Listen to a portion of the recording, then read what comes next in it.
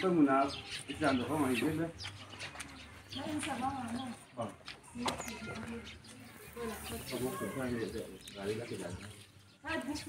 Thì đúng rồi.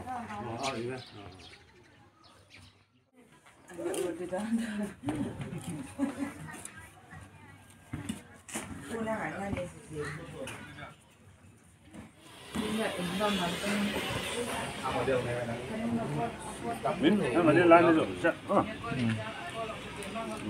Là phấn được đi có mua.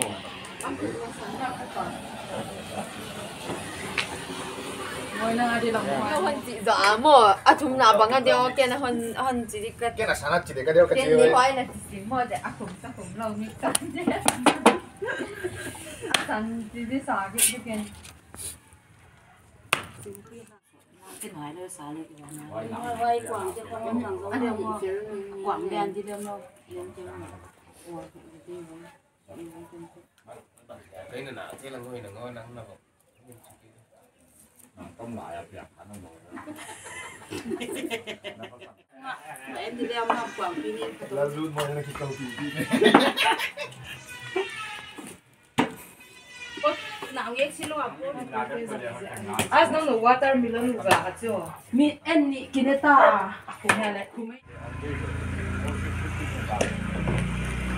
Vậy cái bớt chút được thế đi đấy. Cái mà nó đâu. Bisa temit dana. Vậy cái bớt chút thế. Amai. Hãy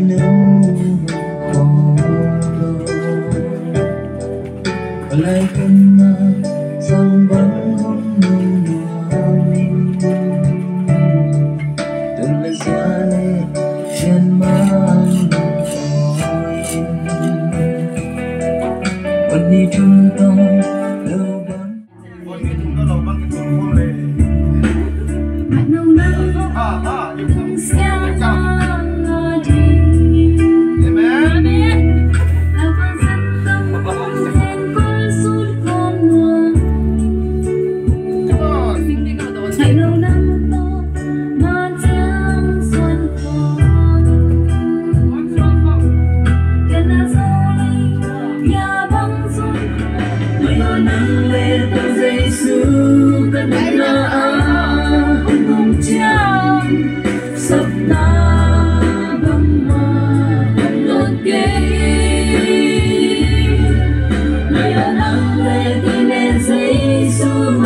xuân không kêu lên lùng đây em đi bằng cái trình bày giải ta cả đâu mọi người yêu nắng lên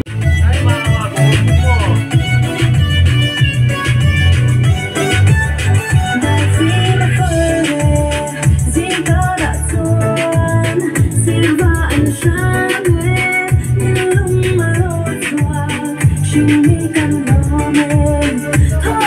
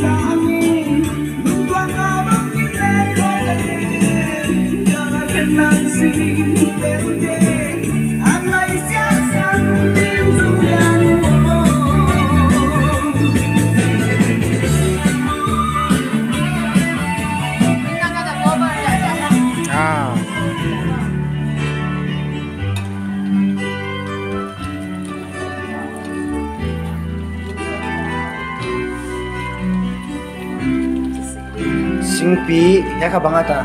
Là tao mẹ đi chim mày à Vatawt sung Vatawt sung mo. chả quân đi Mẹ của anh tê là mua nói thì mà xem thì mà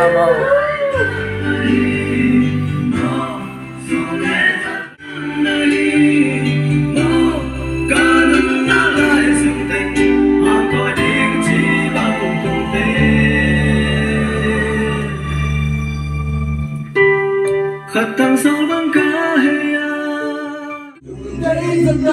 buồn trôi lại sông ra kiếm sông nó bao lắng quanh khi sông mà băng bất tin nghìn cả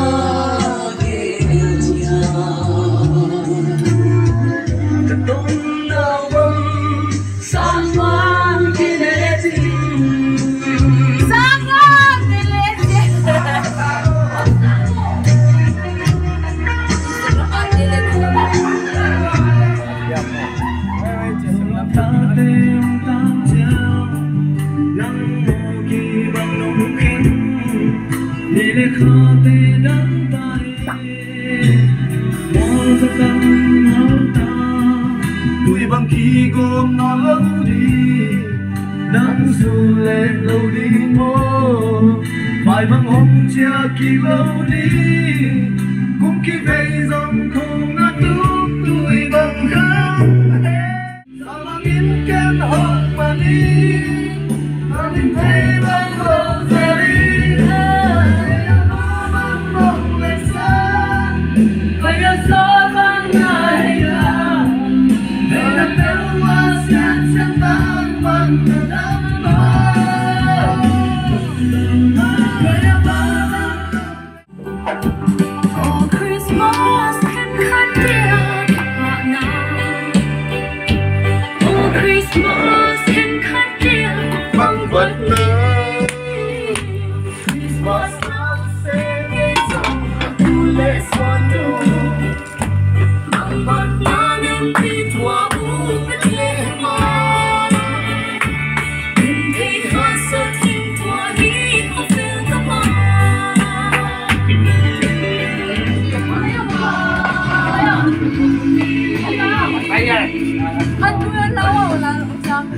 mà tập hồi hôm nay lôi cô à sụp biển đây bà bên à sụp biển anh đây là con đi tu ni bốc tuần ni đi lon sẽ lâu mấy cái này bốc cái này mấy cái nó cũng tiệm mà cái này quảng là nào tập trên mấy cho nên thường là tất cả sao để chơi cà phê ơi na đi ai ya nhiều mà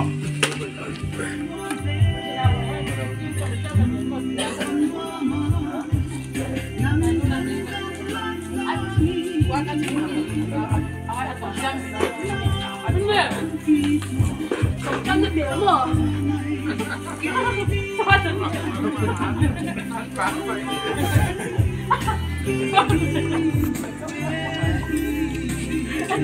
không trái thân gì không trái thân cái này mình thích đầu ai chỉ cái vậy không trái thân gì thì cả cái chừng trái thì không trái thân gì thì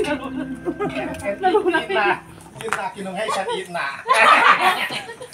mình trang bị bỏ tay lên cặp quái